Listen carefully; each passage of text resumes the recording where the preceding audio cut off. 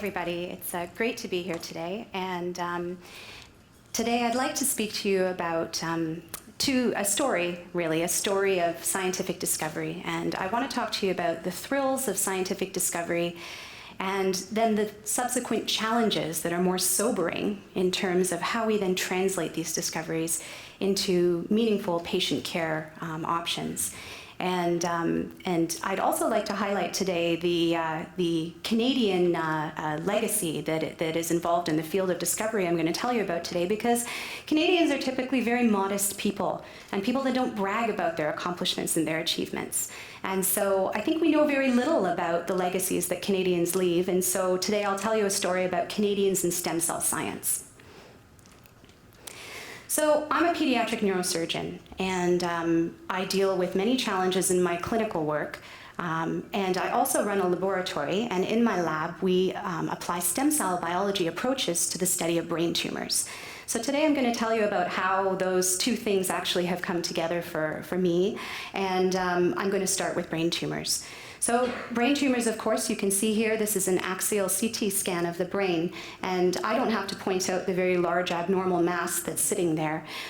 Brain tumors remain a therapeutic challenge, and this is actually a glioblastoma, or as I call it, the Ted Kennedy tumor.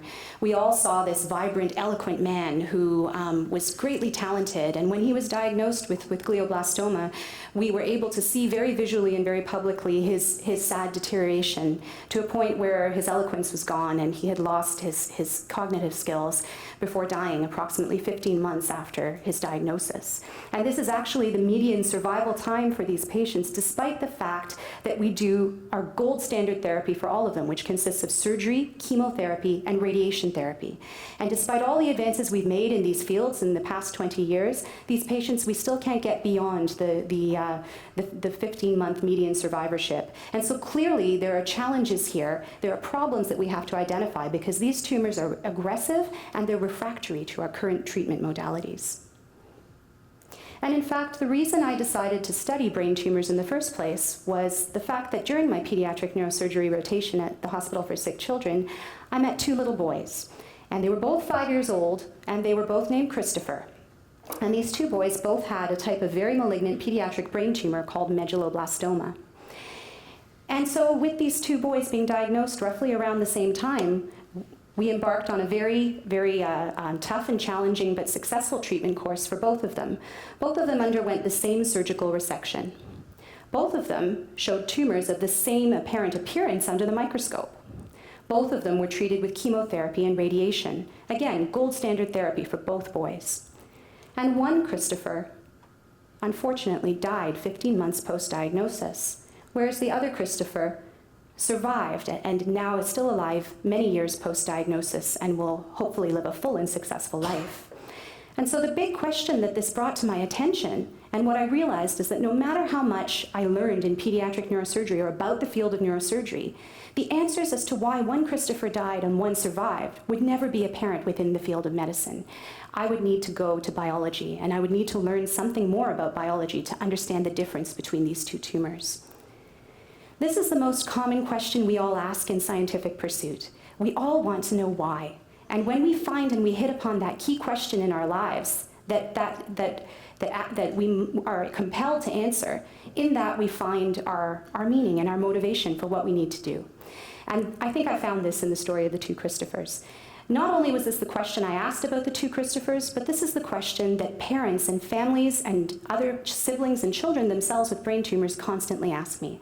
They ask me why. Why did I get a brain tumor? Or why did my child get a brain tumor? And parents will ask me, why did my child die from a brain tumor? So again, understanding very clearly that neurosurgery, for everything we can do in neurosurgery, we aren't able to answer that question. And so at that point, I decided to undertake my PhD in basic science at the Hospital for Sick Children. So the Greek philosopher Heraclitus said, "One cannot step twice in the same river." And this is another caution and caveat that I'm going to illustrate throughout the rest of this talk. The fact is that every patient is different. every patient, although they seem to have a tumor that looks very similar, every patient is different. And the tumor that develops within each patient evolves over time, and the cells within that tumor are constantly changing and in flux. And it makes you realize that when you treat somebody at one point in time, it's very difficult to predict the response to treatment because of that constant evolution and flux. And so I want you to remember this as we continue in the talk. I'm going to switch gears now and tell you about the properties of a stem cell, but I will come back to brain tumors, I promise. So right now we're talking about tissue-specific stem cells. And stem cells, of course, are the primitive cells that are capable in somatic stem cells or tissue-specific stem cells of making up every organ and tissue in the body. So a single neural stem cell can give rise to every tissue and every lineage that makes up the brain. Stem cells possess exclusive and special properties that other cells don't have. You may all remember studying mitosis in biology or in university. Well, stem cells don't only undergo mitosis, they have a very special type of cell division called self-renewal. And in self-renewal, the stem cell is able to generate a phenocopy of itself as well as another cell type. And in this manner, in a hierarchical way, the stem cell at the very top of the lineage hierarchy is able to give rise to all kinds of different cells, including phenocopies of itself to continue perpetuating those lineages until finally every cell within that tissue is fully developed. And so the second property, multilineage differentiation, refers to that capacity. One cell can make up all the cells required to make up that tissue or organ. Finally, the last property is longevity. What does longevity mean in this scenario? Well, there are many different types of cells, like red blood cells, that only live for 120 days. So we get the idea that there are many different cells in the body that have a limited lifespan. What we know about neural stem cells is that they actually survive for the lifetime of an organism. And therefore, if they're around for the lifetime of the organism, they may have a chance to accumulate damage or mutations over a very long period of time. And what I want you to recognize is that all these features and properties of a stem cell that I mentioned to you that we learn in developmental biology are reminiscent of cancer cell properties. Cancer cells are able to generate phenocopies of themselves and proliferate. Cancer cells are able to give rise to all of the different cells that make up the cancer. And cancer cells can be immortalized. They can acquire an ability to live indefinitely. So when you notice that, you realize that there are a lot of parallels between developmental biology and cancer. And in fact, maybe cancer is just development gone awry. So where did we learn everything we needed to know about stem cells? Where did it come from? Well, in 1961, these two gentlemen that you see here in the lobby of Princess Margaret Hospital, they are James Till and Ernest McCulloch. James Till is a radiation physicist. Ernest McCulloch was a hematologist. The pair of them got together, and they decided to undertake some scientific research at Princess Margaret Hospital in Toronto, where they studied spleen colony-forming units in mice. They studied little bumps that occurred on the spleen of mice. And in doing so, they realized that every single one of those little bumps on the spleen actually represented a colony generated by a single blood stem cell. And so they actually discovered blood stem cells. And what they did is they realized that a single blood stem cell gave rise to many different progenitors, which then gave rise to all of the differentiated cells that make up the blood lineages, platelets, red blood cells, white blood cells. They actually helped to define that hierarchy, and the scientists that they then trained, including a couple I put up here today, Norman Iskov and Connie Eves, as well as many, many others, all began to study all of the different properties of these blood stem cells in order to characterize them. So a lot of what we know about stem cells comes from blood. And this discovery, now marked for 50 years ago, set the stage for many subsequent discoveries. So you're getting the idea that tissues are organized as hierarchies derived from stem cells. So you have a stem cell at the top of the lineage hierarchy that is able to self-renew, but sometimes can be actually very quiet and hide in the background and exert its self-renewal divisions when it needs to, and basically otherwise it will divide very slowly. The stem cell gives rise to progenitor cells, which actually are big proliferative cells that give rise to many other cells in a very rapid short burst of proliferation, but they tend to be more short-lived. They don't live for very long. They exert all of their proliferative capacity in a burst of energy, and then they die. But before they do that, they give rise to the mature differentiated cells that actually subserve all the functions required for an organ like the brain to grow. And in fact, this seems like a silly thing to say, but it was discovered also back in the 60s that the human brain also has stem cells. And the fact is that these stem cells ended up being poorly characterized in the 1960s, and it wasn't until the 1990s, when two more Canadian scientists, Sam Weiss and Brent Reynolds, went on to discover assays to characterize the neural stem cells and all of the properties of the neural stem cells. So now, sort of borrowing ideas from the blood scientists, they were able to develop an assay whereby you can take the stem cells from the zone that they live in the brain, which is called the subventricular zone. It's just under the fluid spaces in the brain.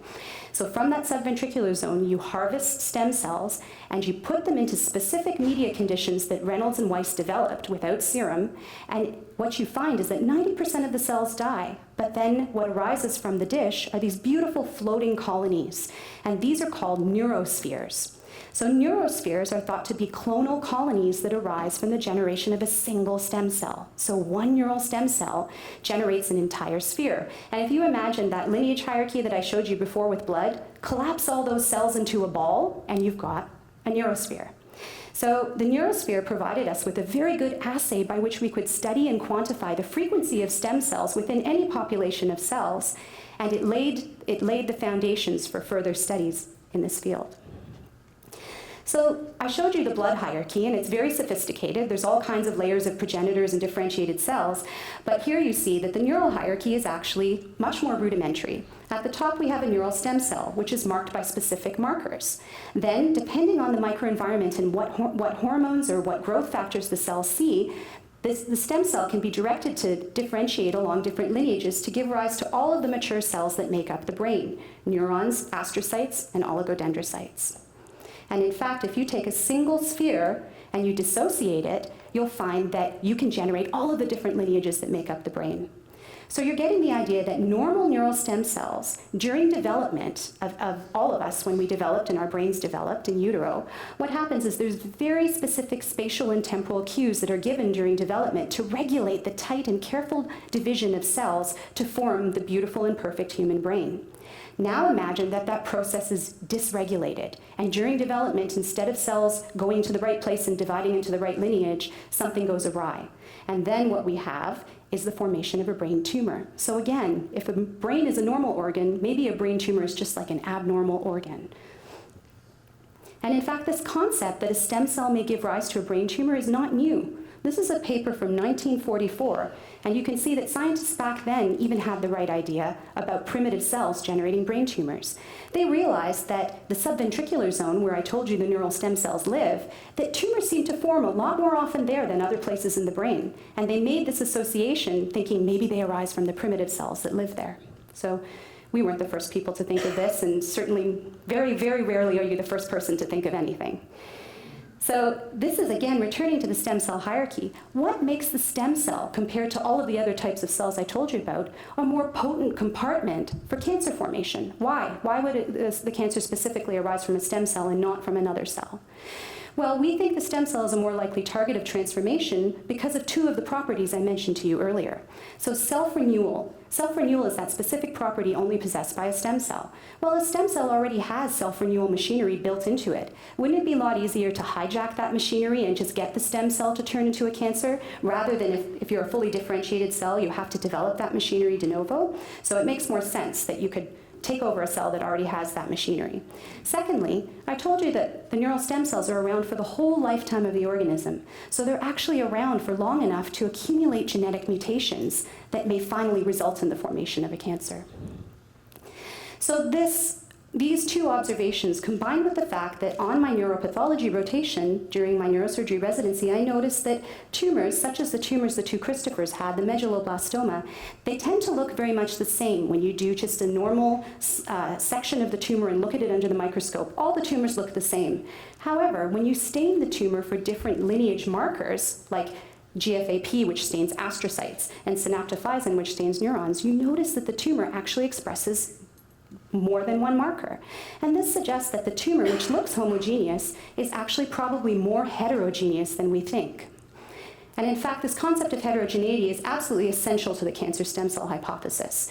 So we think that rather than every cell in the tumor being able to give rise to a tumor, there's actually a rare fraction of cells within the tumor that can give rise to the tumor, and these are the cancer stem cells.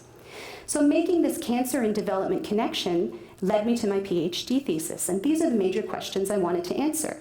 I went to Dr. Peter Dirks, who's a pediatric neurosurgeon at the Hospital for Sick Children, to undertake my PhD, and we answered these basic questions. Do brain tumors originate from normal brain stem cells? Which cell within the tumor generates the tumor? Which cell within the tumor is responsible for initiating and generating the tumor? And are brain tumors organized as a hierarchical stem cell system? We borrowed these ideas from another Canadian scientist called John Dick, who in leukemia studied these concepts and was able to figure out that there's actually an abnormal blood stem cell that generates leukemia. And I was lucky to have John Dick sit on my PhD committee. So Dr. Dirks and I took brain tumors from patients, and we dissociated them, and we plated them in those culture conditions originally described by the neural stem cell scientists Reynolds and Weiss. And we discovered that in every type of brain tumor that we plated, 90% of the cells died, but these beautiful spheres rose up. And what we realized is that the presence of these tumor spheres meant that there were stem cells within the brain tumors. And we went on to further characterize and identify these stem cells by sorting for cell surface markers, again, borrowing approaches from the blood scientists, and we found that only the CD133 positive population was capable of generating these spheres. So here you have cells from the same tumor, and they're all brain tumor cells, but only a rare subpopulation of cells within the tumor are able to form spheres. And so we wondered, what happens if we transplant those sphere-forming cells into animals? Will they get tumors? And what we found is that only those CD133 positive cells, the ones that had the stem cell properties in the dish, were able to generate brain tumors. And in fact, those brain tumors looked identical to human brain tumors, to the patients from which they came. And we realized maybe this is a model system that has some fidelity to patients and that actually could reflect human cancer. And so this came to be a new perspective on brain cancer, and other scientists picked this up, and they decided to try all of these assays, and now these assays are in wide use. And in fact, these have huge therapeutic implications. After our initial discovery, other scientists went on to discover that this stem cell population, the CD133 positive brain tumor stem cell, is actually resistant to radiation, and it's resistant to chemotherapy, probably because of the fact that these cells are quiescent, they're hiding out in tissues, and they're completely missed and passed over by the therapies that actually target rapidly proliferating cells. And so now we face some new therapeutic challenges. The fact is, we think we can identify a cancer stem cell. Is it going to be easy to target it? No. And the reason is, going back to Heraclitus, you can't step in the same river twice. The fact is, these cells, they may be identified at the beginning, at the outset, by CD133, but remember, they're exposed to all kinds of different things. Every patient has a different host tissue environment. Every microenvironment in terms of the cells around the cancer are different. We give people different radiation, we give people different chemotherapy, and in the end, we realize that these cells are in flux. And in fact, they're probably constantly dynamically changing, just like the Heisenberg uncertainty principle in physics would suggest. One cell at one space and one time, you can't target it, you can't pinpoint it. So the difficulty for us now to translate these discoveries back to patients will be, how do we capture a moving target? So in the future, we want to use all of these therapies, all of these tools we have in the lab, to be able to tailor our molecular therapy to target an individual's cancer stem cell population, which we recognize is a moving target. And the last thing I want to say to you is that this was recently published in the Globe and Mail, so I've told you a story about stem cell discoveries and about brain tumors. And I just wanted you to realize that all of these scientists, we've all sprung from Till and McCulloch. All of the discoveries we've made have been Canadian. So every single one of these discoveries happened in Canada. And we should be pretty proud of our stem cell legacy. And as the Globe and Mail said, if Canada's game is hockey, then our science is stem cells. Thank you very much.